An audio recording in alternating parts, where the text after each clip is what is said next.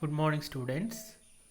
We are going to start our next unit in IPR, that is biotechnology and IPR. In this, we will first discuss about biotechnology, what is biotechnology, and what is the definition for biotechnology, etc. We will just start with the introduction part for biotechnology.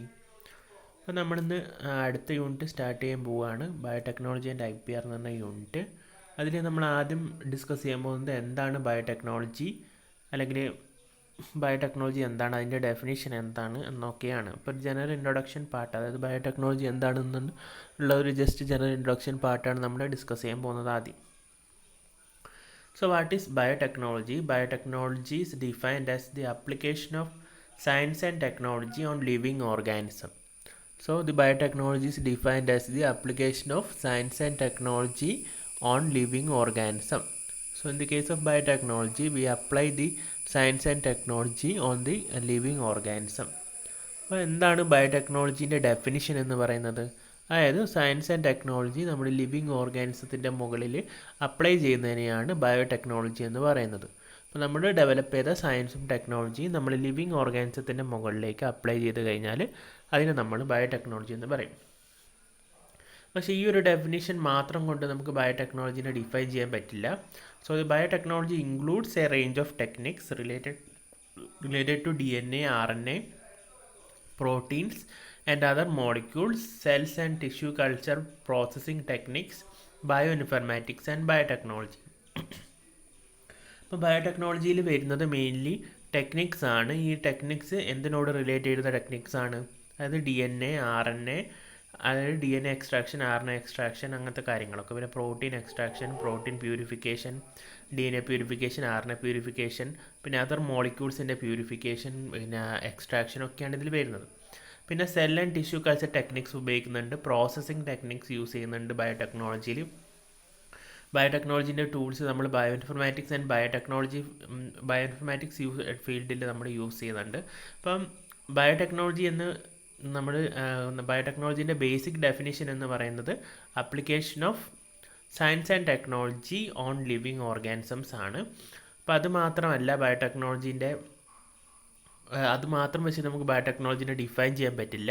അപ്പം biotechnology വരുന്നത് എന്താണ്? ഒരു range of techniques ആണ്. അതായത് DNA ആയിട്ട് relate ചെയ്ത techniques ഉണ്ട്, RNA ആയിട്ട് റിലേറ്റ് ചെയ്ത ടെക്നിക്സ് ഉണ്ട്, പ്രോട്ടീൻ ആയിട്ട് റിലേറ്റ് ചെയ്ത ടെക്നിക്സ് ഉണ്ട്, പിന്നെ അതർ മോളിക്യൂൾസ് ആയിട്ട് റിലേറ്റഡ്, അതായത് വേറെ മോളിക്യൂൾസിൻ്റെ പ്യൂരിഫിക്കേഷനും എക്സ്ട്രാക്ഷനും ഒക്കെ റിലേറ്റ് ചെയ്ത ടെക്നിക്സ് ഉണ്ട്. പിന്നെ cell and tissue culture techniques വരുന്നുണ്ട് ബയോടെക്നോളജിയിൽ.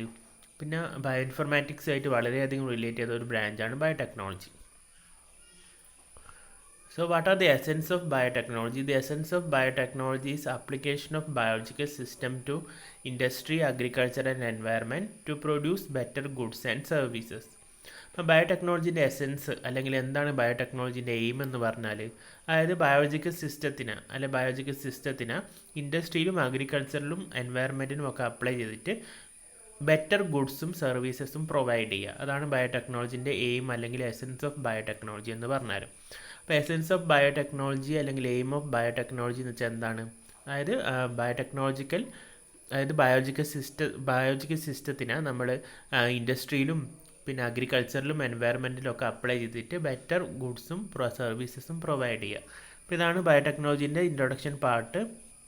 അപ്പം ബയോടെക്നോളജി ആൻഡ് IPR എന്ന് പറഞ്ഞ ചാപ്റ്റർ ഞാൻ സ്റ്റാർട്ട് ചെയ്യാൻ പോവുകയാണ്. അപ്പോൾ അതിൽ ആദ്യം നമ്മൾ ബയോടെക്നോളജി എന്താണെന്ന് നോക്കണം. അപ്പം ബയോടെക്നോളജി എന്താണ്? ബയോടെക്നോളജി എന്ന് പറഞ്ഞാൽ അത് ഡിഫൈൻ ചെയ്തിരിക്കുന്നത് application of science and technology on living organisms ആണ്.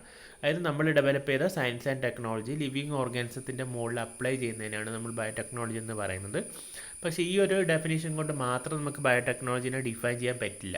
അപ്പം ബയോടെക്നോളജി എന്താണ്? ബയോടെക്നോളജിയിൽ വരുന്നത് ടെക്നിക്സ് ആണ്. കുറേ ടെക്നിക്സ് ആണ് ബയോടെക്നോളജിയിൽ വരുന്നത്. ഈ ടെക്നിക്സ് നമ്മൾ അപ്ലൈ ചെയ്യുന്നത് DNA, RNA, പിന്നെ പ്രോട്ടീൻസ് അല്ലെങ്കിൽ അതുപോലത്തെയുള്ള മോളിക്യൂൾസ്, അതിൻ്റെ പ്യൂരിഫിക്കേഷനും അങ്ങനത്തെ കാര്യങ്ങൾ, പിന്നെ ബയോഇൻഫർമാറ്റിക്സിൽ അപ്ലൈ ചെയ്യുന്നുണ്ട്. അപ്പോൾ ഇങ്ങനത്തെ കാര്യങ്ങളിലൊക്കെയാണ് നമ്മൾ ബയോടെക്നോളജി യൂസ് ചെയ്യുന്നത്.